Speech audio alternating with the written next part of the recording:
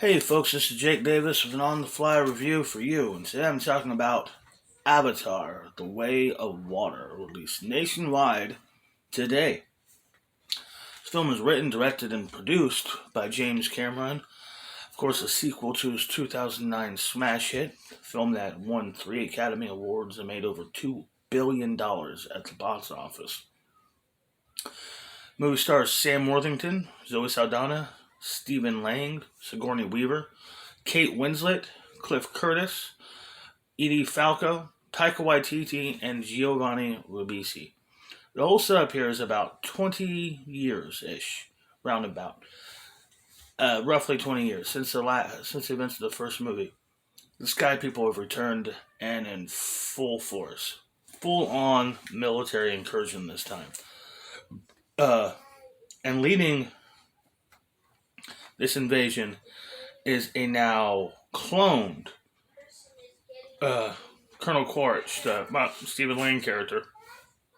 Him and his top men now cloned in avatar bodies. Because, when somebody completely fails the most expensive and important military operation imaginable, you definitely want to give them a second chance. That makes sense. So, Quaritch, hell-bent on vengeance, is gonna decided not only are they leading the charge, but his particular specific mission is to hunt down and murder Jake Sully, the traitor. Sully learns of this and decides to surrender, step down as his position of leader of his tribe, and him and his 5 children go on the run. Gotta say something about the 5 kids. Him, his wife, Zoe Saldana, and their 5 kids. 3 of the kids are theirs, biologically. One of them is, like the planet has reincarnated Sigourney Weaver, and she's a teenager now. And the 5th one is Quaritch's son, who was just left behind by the humans, and they're raising him as their own.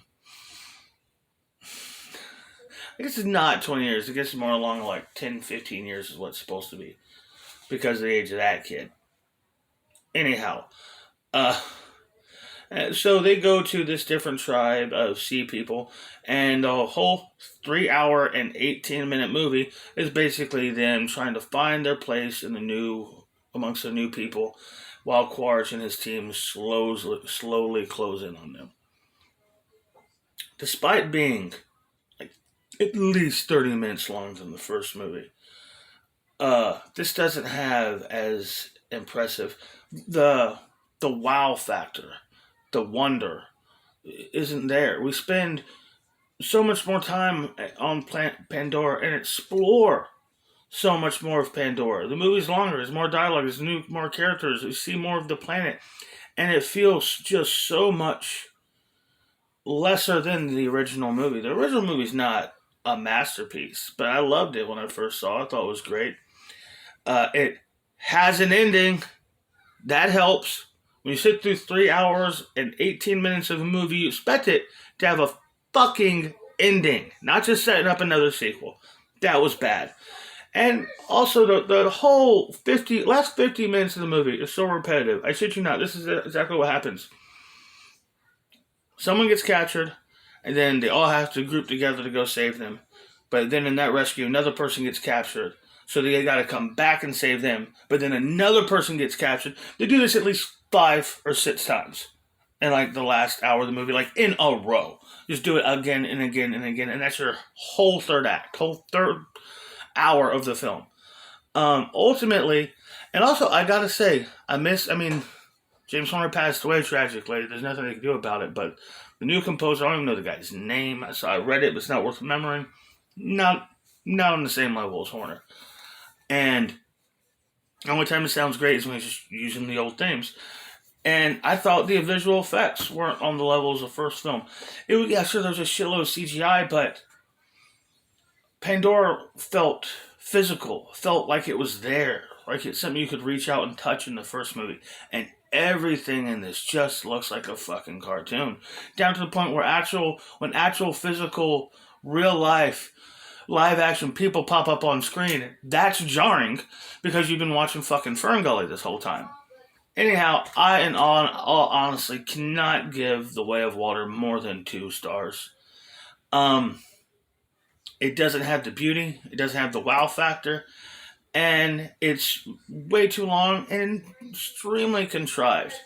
Uh, yeah, I thought it was awful. And also, I love Stephen Lang. He's a great actor, very unappreciated actor. It was the best thing about the first movie.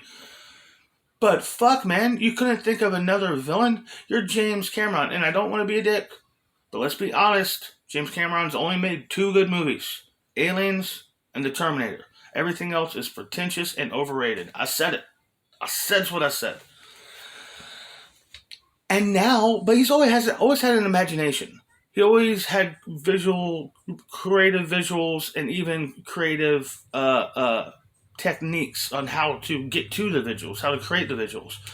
Um, this movie, I mean, it's like I had Matrix Reloaded vibes the whole time watching this movie.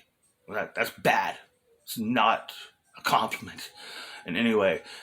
2 stars. Very disappointing movie, and I wasn't even expecting that much. I'm Jake Davis. I'll catch you on the fly.